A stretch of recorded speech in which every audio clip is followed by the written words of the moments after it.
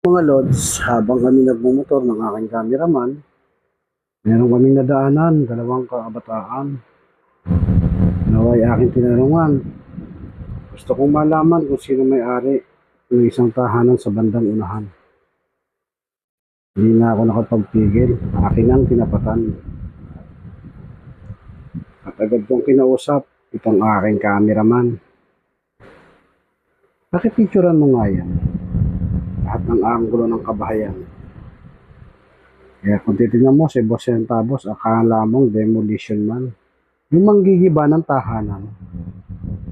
So ayan, napicturan ng aking cameraman.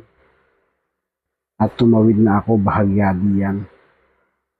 At para tapatan ang tahanan na yan, ako'y nagtatawag dyan kung may tao ba dyan. Walang sumagot. Nagantay ako ng ilang saglit, sinabit ko muna ang aking